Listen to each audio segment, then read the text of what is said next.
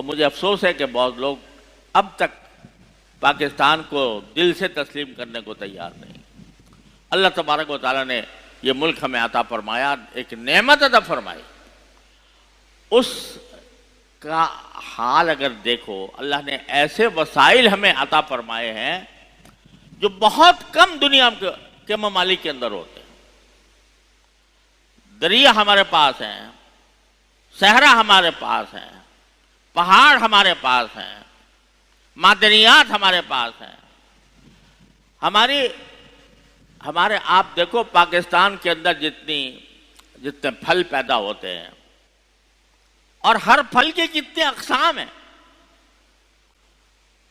میں تو چونکہ ساری دنیا میں گھوما ہوں، تو میں نے دیکھا ہے کہ اگر کسی ملک میں ایک دو پھل پیدا ہوتے ہیں تو وہ اسی پر فخر کرتا ہے کہ ہمارے یہاں یہ ہوتا ہے، ہمارے یہاں کیلا ہوتا ہے، اور دوسرے لوگ جو ہیں بعض ان کے وہاں ایک دو پھل پیدا ہوتے ہیں وہ اس پر فخر کرتے ہیں۔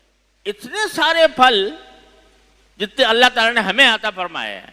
دیکھو سیب لکھ لو، سیب ایک نہیں، سیب کی اقسام۔ آپ سنترا دیکھ لو تو اس کی اقسام، کینو اور خدا جانے کیا کیا نام اس کے الگ الگ رکھے ہوئے ہیں۔ انگور کی اقسام دیکھ لو، کتنے پھل اللہ نے ہمیں عطا فرمائے ہیں جو دنیا کے بہت کم ملکوں میں ہوتا ہے۔ ہمارے اللہ نے زمینیں ہمیں ایسی دی ہیں۔